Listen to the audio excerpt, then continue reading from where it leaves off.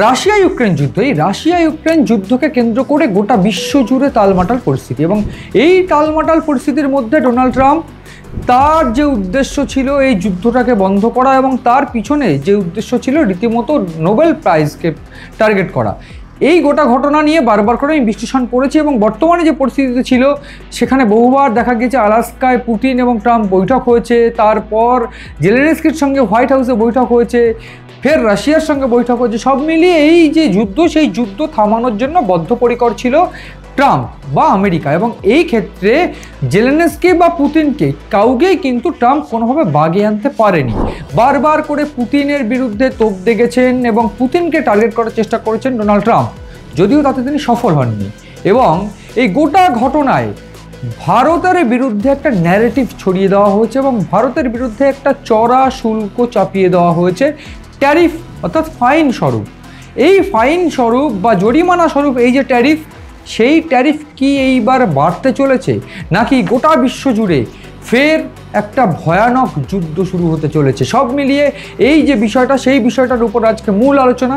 এবং শুধু আলোচনা নয়, আমি একেবারে স্টেপ বাই স্টেপ বোঝানোর চেষ্টা করব যে কিভাবে এই যুদ্ধটার পরিণতি হওয়া সম্ভব, এবং এই যুদ্ধ যদি শুরু হয়ে যায়, রাশিয়া ইউক্রেন যুদ্ধকে কেন্দ্র করে অন্যান্য দেশগুলোর ইনভলভমেন্ট যদি আরও বেড়ে যায় বা ট্রাম্পের ইনভলভমেন্ট যদি আরও বেড়ে যায়, সেক্ষেত্রে চীন এবং ভারতের ইনভলভমেন্টের কী পরিস্থিতি হবে বা তারা কোন স্ট্যান্ডে দাঁড়াবে, এবং সব মিলিয়ে যদি ফের একটা যুদ্ধ শুরু হয়ে যায়, সেক্ষেত্রে কি তৃতীয় বিশ্বযুদ্ধের আশঙ্কা করছে বিশেষজ্ঞরা। এই যে বিষয়টা আজ আমার মূল টপিক, এবং আমি শুরুতেই যেটা বলবো, ভারতের বিরুদ্ধে একটা চড়া শুল্ক চাপিয়েছিল ট্রাম্প। সেই 50% ট্যারিফের যে বিষয়টা, সেই বিষয়টাতে কিন্তু ভারত কোনোভাবে মাথা নত করেনি, এবং বরং ভারত যে পাল্টা স্ট্র্যাটেজিক্যাল চাল দিয়েছে, সেখানে ডোনাল্ড ট্রাম্প বা আমেরিকার কিন্তু ঘুম উড়ে গিয়েছে।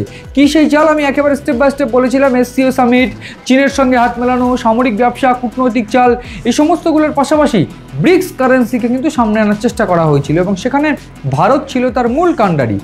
এই জায়গায় দাঁড়িয়ে, এই মুহূর্তে দাঁড়িয়ে আমরা এই রাশিয়া ইউক্রেন যুদ্ধের পিছনে, রাশিয়া ইউক্রেন যুদ্ধকে সামনে রেখে ডোনাল্ড ট্রাম্প ভারতের উপর যে ট্যারিফ চাপিয়েছিল, বলা হয়েছিল বা রাশিয়ার থেকে তেল কিনে ভারত রাশিয়াকে সাহায্য করছে, এই পরিস্থিতিতে আমি একটু বলতে চাইবো একেবারে ঘটনাক্রম, ভারত কিন্তু সেই রকমভাবে মাথা নত করেনি। অন্যদিকে রাশিয়া গত শনিবার থেকেই ড্রোন হামলা থেকে শুরু করে ইউক্রেনের রাজধানীতে বহু হামলা চালিয়েছে, এবং 800টির উপরে বিমান হামলা চালানো হয়েছে একই দিনে। সচিবালয়ে যে হামলা, সেই হামলায় একটা ভয়ানক দুর্ঘটনা, এবং রীতিমতো বলা চলে কোনো শত্রুপক্ষ এর আগে ইউক্রেনের সচিবালয়ে হামলা করেনি, বরং এই হামলার ফলে 3 জনের মৃত্যু হয়েছে ইউক্রেনের। ফলে সব মিলিয়ে একটা বিষয় স্পষ্ট যে ইউক্রেন কোনোভাবে চুপ করে বসে থাকছে না। এর পাল্টা কি হয়েছে, সেই বিষয়টা ভীষণ গুরুত্বপূর্ণ। আমি একেবারে স্টেপ বাই স্টেপ বলবো। ডোনাল্ড ট্রাম্প ইতিমধ্যে হুমকি দিয়েছেন। কি হুমকি? ডোনাল্ড ট্রাম্প কিন্তু এই রাশিয়া ইউক্রেন যুদ্ধকে থামানোর জন্য রীতিমতো সাবমেরিন বেসড পারমাণবিক বোমা দেগে বসেছিলেন রাশিয়ার দিকে, যদিও তার পাল্টা রাশিয়া বলেছিল, ডোনাল্ড ট্রাম্পকে কটাক্ষ করে বলা হয়েছিল যে ডোনাল্ড ট্রাম্প সেই রকম কিছু করতে পারবেন না, তার মুখেই হিসার। ডোনাল্ড ট্রাম্প সাংবাদিক সম্মেলনে পরিষ্কার করে বলেছেন রাশিয়ার উপরে আবার কড়া নিষেধাজ্ঞা জারি হতে চলেছে এবং রাশিয়াকে বুঝে নেওয়া হবে। এই যে বিষয়টা, সেই বিষয়টা অত্যন্ত গুরুত্বপূর্ণ, তার কারণ রাশিয়ার সঙ্গে এই মুহূর্তে জিওপলিটিক্যালি ভারত জড়িয়ে। এছাড়া এই প্রেস মিটে আরও একটা বিষয় উঠে এসেছিল যে যারা রাশিয়ার থেকে তেল কিনছে, সেই তেল যারা কিনছে তাদের উপরও কিন্তু ট্যারিফ চাপানো হবে। সেক্ষেত্রে ভারত কিন্তু ফের টার্গেটের মুখে।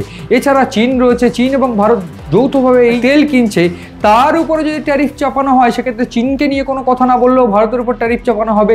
সেক্ষেত্রে এই মুহূর্তে সবথেকে কাছের বন্ধু বেজিং ভারতের, এবং বেজিং, পুতিন এবং নরেন্দ্র মোদী এরা কিন্তু একজোট হতে পারে, এবং একজোট হয়ে গেলে সেক্ষেত্রে ইউক্রেনের সঙ্গে যুদ্ধ, সেই যুদ্ধে কিন্তু তারাও নাক গলাতে শুরু করবে। এবং তারা যদি সত্যি সত্যি এইবার নাক গলাতে শুরু করে, তাহলে যে জিওপলিটিক্যাল স্ট্যান্ডটা দেখা যাবে, আমেরিকা একদিকে জেলেনস্কির পক্ষে, অন্যদিকে এই বিশ্বের সবথেকে শক্তিশালী মহাজোট, তারা কিন্তু এই মুহূর্তে যেটা দেখা যাবে যে রাশিয়ার পক্ষে, ইউক্রেনের বিরুদ্ধে।